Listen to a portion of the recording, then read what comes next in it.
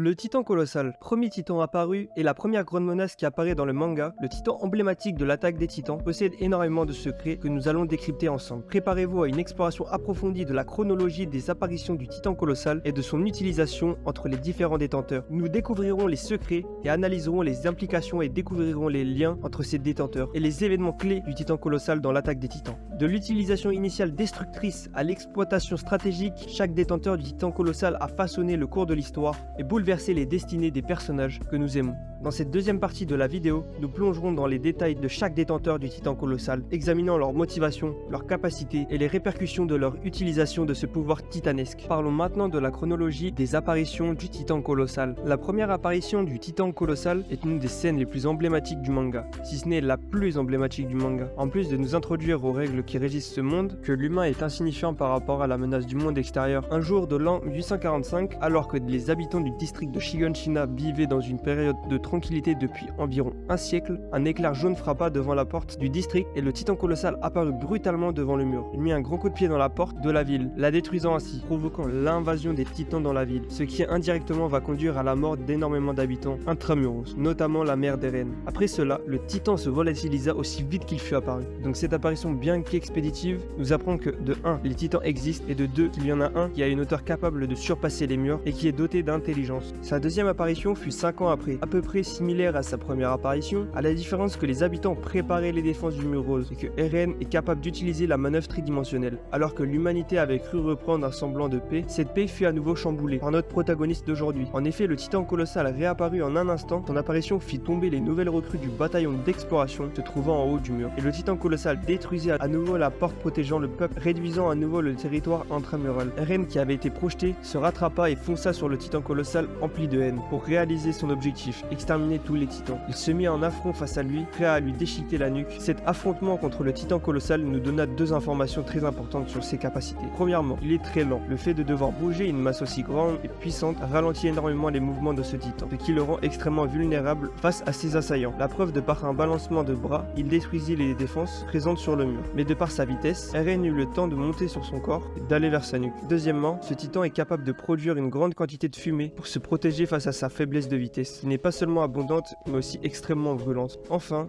Eren, aveuglé, lança un grand coup en espérant toucher sa nuque, mais il s'est rendu compte que le titan avait disparu une nouvelle fois de façon inexplicable, sans laisser de traces. Lors de la troisième apparition du titan colossal, on y apprend qu'en fait Bertholdt est le titan colossal. Bertholdt se transforma en titan incomplet, seul le haut du corps apparut, les os de ses côtes se fixant au mur rose, puis il prit Ymir toujours inconsciente dans sa main. Peu après, il avala Ymir et un soldat. Après cela, il dégagea énormément de vapeur pour empêcher les soldats de s'approcher, à tel point que des parties de sa peau commencèrent à s'évaporer. Quand Reiner, en titan cuirassé, perdit l'avantage face à Eren, en titan assaillant, et qu'il s'approcha du mur pour appeler à l'aide, le titan colossal brisa ses os qui le retenaient au mur et tomba de 50 mètres de haut, provoquant une énorme explosion pour aider Reiner. Seul Reiner ne fut pas blessé par l'explosion. Donc à ce moment, on peut en ressortir 3 nouvelles infos sur le pouvoir du titan colossal de par cette apparition. Bertholdt est le détenteur de ce pouvoir, la confirmation qu'on peut se transformer partiellement ou incomplètement selon sa volonté. Puisqu'à ce moment, les seules fois où nous avons vu le titan incomplet, c'était avec Eren, mais cela ne ressortait pas de sa volonté. Il n'arrivait pas du tout à contrôler ses transformations. Et la dernière information qu'on a eue par rapport au titan colossal, c'est qu'il y a une limite à sa vapeur abondante. C'est le fait que ça puise dans l'énergie et le corps du détenteur pour la produire. Ainsi, l'utilisateur s'en va affaibli après son utilisation. La quatrième apparition du titan colossal se passa durant la bataille du retour à Shiganshina. Bertholdt se faisant attaquer de tous les côtés par Mikasa et Armin, Bertholdt les quitta alors. Prenant de l'altitude, il nota qu'il ne ressentait quasiment plus aucune peur, et jamais il n'avait vu son environnement avec une telle acuité. C'était sans doute car il était prêt à accepter toutes les éventualités de l'issue de la bataille. Il se transforma alors en dieu de la destruction, le titan colossal. Pour s'assurer que sa transformation n'avait pas laissé de survivants, il jeta des maisons enflammées dans le secteur où il était, puis se dirigea alors vers le mur. Pensant avoir annihilé le front sud du bataillon, il comptait s'occuper du front nord, en le bombardant avec des morceaux de bâtiments. Déjà aux prises avec les titans et le bombardement du titan bestial,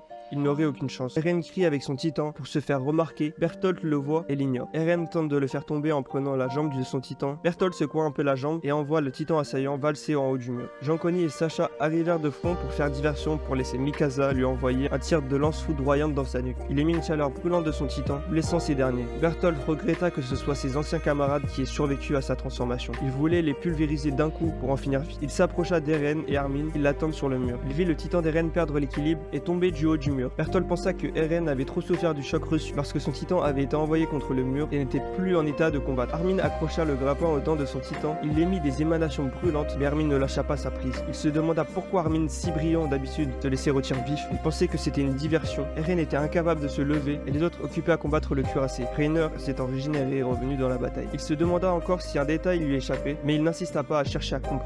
Voulant abréger l'agonie d'Armin, il envoya une puissante émanation de fumée, plus puissante que les autres, lui faisant lâcher le grappin en l'envoyant sur le toit en dessous d'eux. Il observa un moment le corps d'Armin carbonisé. Il se rendit compte, en s'approchant du titan d'Eren, que celui-ci était rigidifié. Eren était sorti de son titan et était au-dessus de sa nuque. Le sacrifice d'Armin était une diversion pour lui laisser le temps. Celui-ci trancha la nuque de son titan colossal en le sortant de son titan. Lui trancha bras et jambes, puis le traîna au toit où était Armin. Armin respira encore. Il décida de lui injecter le liquide cérébrospinal malgré des disputes entre Eren et Levi pour savoir qui sauver entre Armin et Erwin. Bertholdt se réveilla peu après, au pire moment. Armin en titan pur l'avait saisi, n'ayant plus de bras ni de jambes, il ne peut rien faire. Il hurla qu'on le sauve, mais il vit sur le toit que ses interlocuteurs étaient le bataillon d'exploration, qui le regarde, les larmes aux yeux. Réalisant sa situation, Bertholdt dans un dernier espoir hurla le nom de ses camarades, Annie puis Reiner. Ensuite, les dents du titan d'Armin se refermèrent sur son crâne, et Armin devenu le titan colossal. Ce qui conclut une info essentielle. Il est capable de créer une explosion massive en se transformant, ce qui rajoute une superbe arme offensive à son arsenal. Le cinquième moment où on a pu apercevoir le titan colossal, c'était au moment de l'attaque du bataillon d'exploration sur la ville de Revelio. Armin était assis dans un bateau de pêche à proximité de la marine Mar, proche du port de la ville. Lorsque les soldats de la marine l'appelèrent, Armin les regarda froidement avant de déclencher une énorme explosion d'énergie, se transformant en titan colossal. Cette explosion détruisit les cuirassés venant au renfort pour aider Revelio et créa des vents violents qui atteignèrent le cœur de la ville. Attention spoiler, si tu n'as vu que l'anime et que tu n'as pas lu les scans, je te conseille de passer à la partie 2 de la vidéo. La sixième et dernière apparition du titan colossal dans le manga se déroule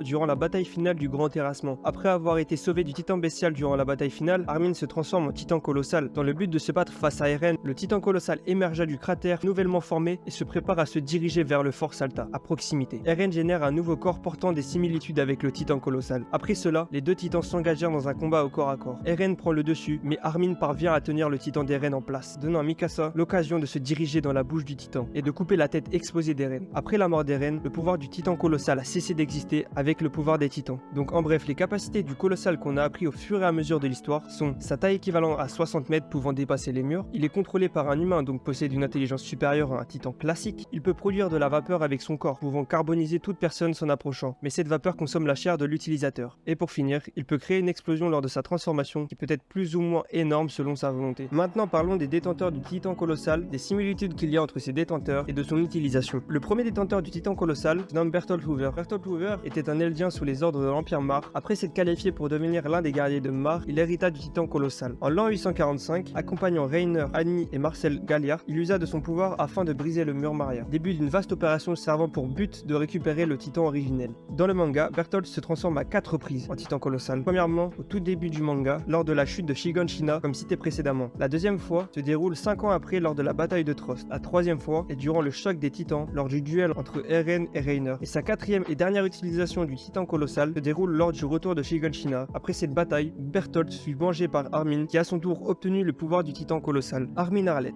Armin Arlett, ami d'enfance d'Eren et Mikasa, possédant une intelligence et un génie hors du commun en stratégie, ce qui fait de lui un atout inestimable lors des batailles. Après s'être fait injecter le sérum titanesque de par Levi, Armin se transforma en titan de 3-4 mètres, puis il se précipita sur Bertholdt. Ce dernier ayant les membres tranchés, Bertholdt se fait dévorer par Armin, et celui-ci de redevenu humain, il fut sauvé d'une mort certaine, et il posséda à partir de ce moment le titan colossal. Après ces événements, Armin utilisera le titan colossal qu'à 2 reprises. Sa première utilisation du titan colossal, visible dans le manga, était durant l'attaque de Paradis sur Revelio, provoquant une énorme explosion lors de la transformation qui atteignit le cœur de la ville, détruisant les cuirassés de la marine Mar. Attention spoiler, si tu n'as vu que l'anime et que tu n'as pas lu les scans, je te conseille d'aller à ce timecode. La deuxième utilisation du titan colossal de la part d'Armin se passa lors de la bataille finale opposant le monde à Eren. Armin utilisa son titan pour affronter Eren, qui lui aussi était en titan colossal. Maintenant, comparons les deux. Physiquement, le titan d'Armin paraît plus maigre que celui de Bertholdt. Le cou du titan d'Armin est à découvert, alors que celui de Bertholdt, lui, est recouvert par un muscle. Sur le visage, on peut voir que le titan de Bertholdt, lui, possède bien plus de muscles. Une chose différente qu'on a remarqué avec Armin, c'est qu'une fois détenteur, il fut bien plus écarté des décisions stratégiques, alors cela vient de lui-même, mais on a l'impression qu'il est devenu beaucoup plus introverti, même Eren lui dit dans le dirigeable. Dans les saisons précédentes, Armin avait un rôle énorme. Il a aidé à résoudre énormément de situations, il en était presque autant brillant qu'Erwin. Mais dès lors son pouvoir atteint, il a perdu en impact sur le bataillon d'exploration, ce qui en est bien dommage, car en termes de stratégie, il était impressionnant. Maintenant, parlons des similitudes qu'il y a entre les deux. Pour commencer, nous pouvons parler de la relation qu'il y a entre Bertholdt Bertholdt et Annie et Armin. Car à partir du moment où Armin a obtenu le titan colossal, les relations entre lui et Annie ont changé de façon significative, jusqu'au point où Armin ait une relation un peu romantique avec Annie. En effet, dès lors que le détenteur acquit le pouvoir, il semble être obsédé par le titan féminin. Il en devient par conséquent amoureux. On l'a vu dans les arbres dans la saison 2 avec Bertholdt, qui voulait absolument la protéger et qui regrettait le fait qu'elle soit restée là-bas aux mains de l'ennemi. Puis avec Armin, lorsqu'ils discutent sur le bateau dans la saison 4, on remarque que cet intérêt est réciproque. Alors, est-ce dû au pouvoir du titan colossal et qu'une partie des sentiments de Bertholdt se sont transmis lors du passage de pouvoir, ou est-ce une simple coïncidence? Je vous laisse me dire ce que vous en pensez en commentaire. La différence qu'il y a entre les deux lors de l'utilisation de ce titan et la réaction qu'ils ont une fois qu'ils ont fait un massacre. Bertholdt, lui, éprouve un profond remords d'avoir tué des milliers d'innocents. On le voit lors du flashback avant qu'il ne fasse sa première apparition pour détruire le mur. Il hésite mais reste obligé de le faire pour le bien de sa mission. Pareil lorsqu'il doit laisser Marco se faire tuer lorsqu'il a entendu des choses un peu trop compromettantes. Il est choqué de son acte au chapitre 48. On voit qu'il l'a fait pour sa mission et seulement celle-ci, mais cela ne tenait pas de sa volonté de tuer des innocents. Mais aussi on peut noter au chapitre 46 qu'il est désolé des actes qu'il a fait. Maintenant parlons d'Armin. Lui a révélé lorsqu'il s'est transformé et détruit les flottes de Mar et tué des civils. Armin était choqué de la vision d'horreur qu'il avait du haut de son titan. D'ailleurs on remarque un air mélancolique sur son titan. Dans l'animé, lorsqu'il marche parmi les cadavres, d'ailleurs lorsqu'il obtient son pouvoir, il fait un cauchemar où il voit le colossal pleurer, représentant ainsi la mélancolie des actes meurtriers qu'a dû faire ce titan au long de son existence. Donc, les différences physiques entre le titan de Bertholdt et celui d'Armin soulignent les variations dans l'apparence et la structure de ces titans colossaux. Cependant, des similitudes intrigantes telles que les liens romantiques entre Bertholdt, Annie et Armin soulèvent des questions sur l'influence du pouvoir du titan colossal, sur les émotions et les relations entre les détenteurs. Enfin, les réactions différentes de Bertholdt et Armin face au massacre commis par leurs titans respectifs mettent en évidence les différences de leur sensibilité et leur prise de conscience de l'horreur de leurs actions. Cela souligne la complexité des personnages et les conséquences psychologiques de l'utilisation du titan colossal. Enfin, on dénote un émasculage du personnage d'Armin dès lors l'obtention de son pouvoir, chose qu'on n'avait point vue avec Bertholdt, puisqu'il était déjà détenteur. Était-ce une différence ou seulement l'héritage de personnalité du colossal? Le titan colossal reste l'une des plus grandes menaces et l'un des titans les plus emblématiques de l'attaque des titans. Tout au long du manga, nous avons pu découvrir les différentes apparitions de ce titan et les détenteurs qui ont façonné son histoire. Le premier détenteur du colossal fut le titan qui a brisé le mur du district de Shiganshina, marquant ainsi le début de l'invasion des titans et la mort de nombreux habitants, dont la mère d'Eren. Sa taille imposante et son intelligence supérieure ont immédiatement captivé l'attention des lecteurs. Au fil de l'histoire, nous avons appris que le pouvoir du titan colossal peut être partiellement utilisé, mais aussi complètement contrôlé comme Bertholdt, le premier détenteur connu de ce titan. Bertholdt a utilisé le pouvoir du titan colossal pour briser le mur Maria et déclencher une série d'événements qui ont conduit à la quête du titan originel. Les capacités du titan colossal incluent la production de grandes quantités de vapeur pouvant être utilisées pour se protéger et carboniser les ennemis. Cependant, cette vapeur consomme l'énergie et le corps du détenteur, le rendant vulnérable après son utilisation. De plus, la transformation du titan colossal crée une explosion massive, ajoutant une arme dévastatrice à son arsenal. Les différents détenteurs du titan colossal ont tous laissé leur marque sur l'histoire de l'attaque des titans. Leur utilisation du pouvoir colossal a bouleversé les destinées des personnages que nous aimons. Certains détenteurs comme Armin ont ressenti un profond ressentiment après avoir réalisé les actes destructeurs commis avec ce pouvoir. Les détenteurs ont également connu des sentiments complexes envers les personnages féminins, comme en témoigne la relation tumultueuse entre Bertholdt, Armin et Annie. En fin de compte, le titan colossal reste un symbole de puissance et de destruction dans l'attaque des titans. Sa taille imposante, son pouvoir de production de vapeur et son potentiel explosif en font une force redoutable. Les détenteurs successifs du titan colossal ont contribué à façonner l'intrigue de manière significative, apportant des révélations choquantes et des moments clés dans le récit captivant de ce manga emblématique.